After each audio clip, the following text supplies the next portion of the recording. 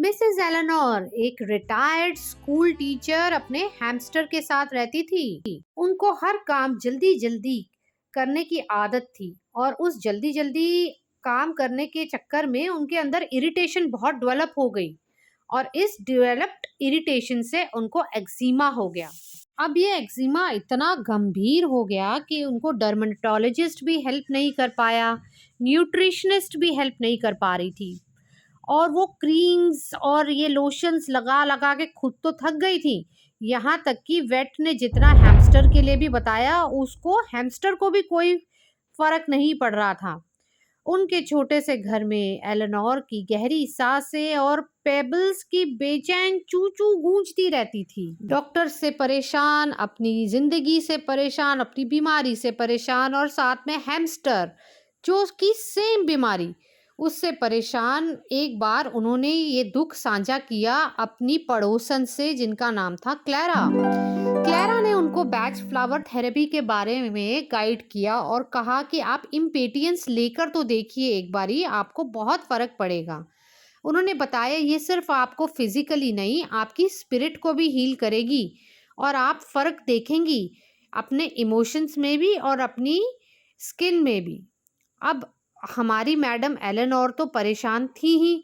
उन्होंने कहा ट्राई करके देखते हैं, पर उनकी बातें सुन के उनको ये भी ध्यान आ रहा था कि ये बैच फ्लावर रेमेडी के बारे में जब वो जवान थी तो एक उनकी टीचर हुआ करती थी जिन्होंने गाइड किया था, पर वो बहुत ही धुंधली याद थी और उनको पर ये इस बात का विश्वास था कि ये बातें उन्होंने पहले कहीं सुनी हुई हैं।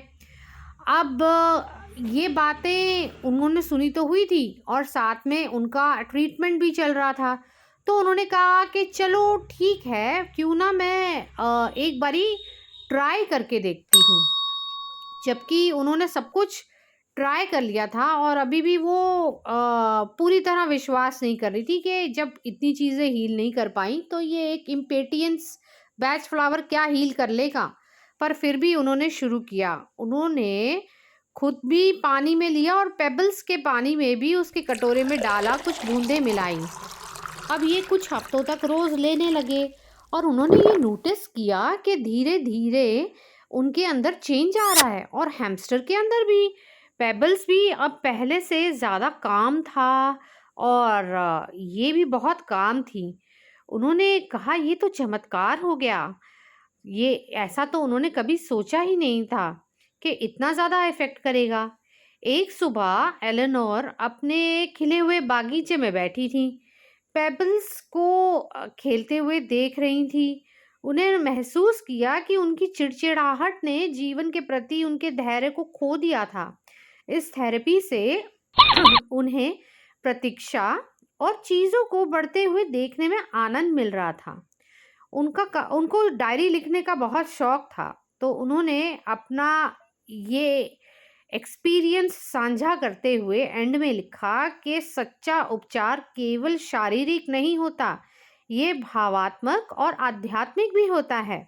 सच्ची शांति तभी मिलती है जब हम विपरीत परिस्थितियों में भी धैर्य और समझ को अपनाते हैं। और उन्होंने ये भी समझा कि अब उनको हर काम जल्दी जल्दी करने की ज़रूरत नहीं। इस वजह से उनके अंदर इरिटेशन बहुत ज़्यादा डेवलप हो रही थी और ये इमोशंस आगे जाके फिज़िकल सिम्टम बन जाते हैं। उन्होंने आगे जाके बैच फ्लावर के बारे में डिटेल पढ़ाई की और लोगों की भी मदद करने लगी।